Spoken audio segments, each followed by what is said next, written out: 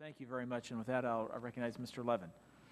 Thank you, Mr. Chairman. I want to quickly pick up on that because the question is regarding Japan and TPP, whether TPP would be an adequate instrumentality to really open up Japanese markets. And so when we say that there are standards within TPP, the question is whether there are adequate standards and whether that would be adequate enough to change historic closed markets in Japan. I went through a brief history of trade policy because I think it's important to remind us where we were and where we've come. And for years there was a failure to address the structural challenges presented by Japan in agriculture and in industrial areas. They, for example, they manufactured in 2010 almost 10 million autos, and their domestic market is less than 5 million.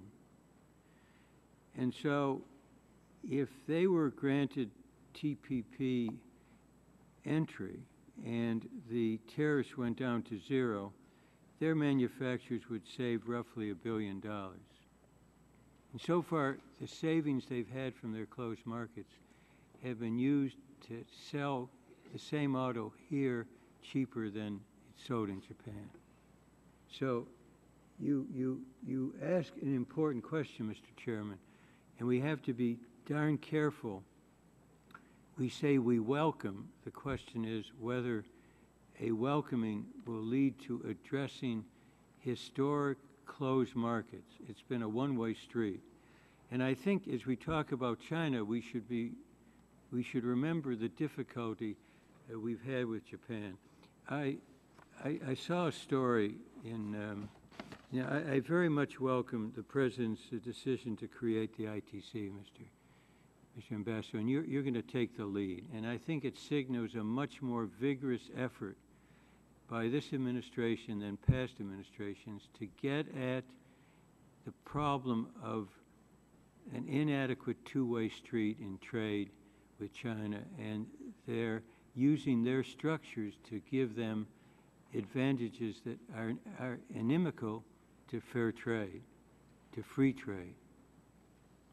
So I saw this story, it was in the Detroit News, about the Ford F-50. You know, I could take a DVD and use that as an example, but we'd have to buy it illegally, so I didn't want to do that. But you know, you could take a DVD selling for $1 in China, which about something that just came out, and they sell it.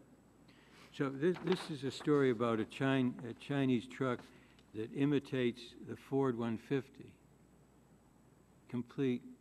Apparently a complete imitation.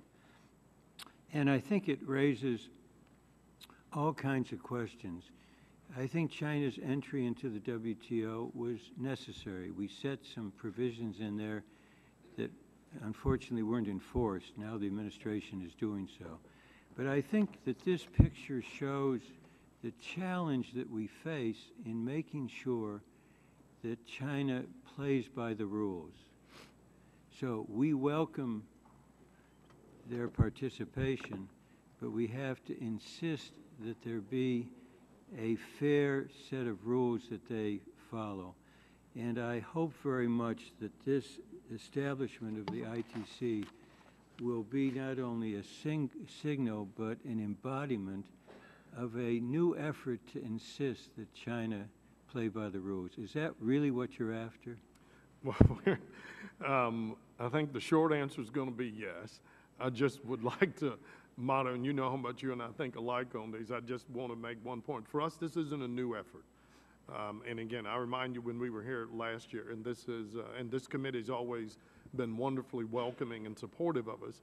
But the biggest questions last year is why is everything taking so long? And we were very emphatic in our belief that our objective wasn't just to pass 3 trade agreements, but to really build a new template for trade. And I say that from day one. If you go back to the first trade agenda we filed with you, we identified enforcement as one of the keys to, we believe, beginning to rebuild America's trust in our trade policy. And so this is a continuation of that. And in short answer, I would say to you, I mean, we've heard your concerns. I mean, on TPP, even though we don't have trade promotion authority, we've calculated, we have visited with members of Congress over 350 times to hear your concerns on a number of range of issues. Those are important to us, but we are at a good place. And I would say this committee and Congress deserve a lot of credit. The manner in which we passed the trade agreements, renewed trade adjustment assistance, the preferences, and the strong bipartisan vote sent an unequivocal message to the world. The United States is ready to do business. We're open to do trade on the right terms, and we've got a great opportunity to move forward with that. So one, we want to address these concerns, but we also want to do it in a way that allows us to try to take advantage of this and get access to these new markets. Thank you. Thank you.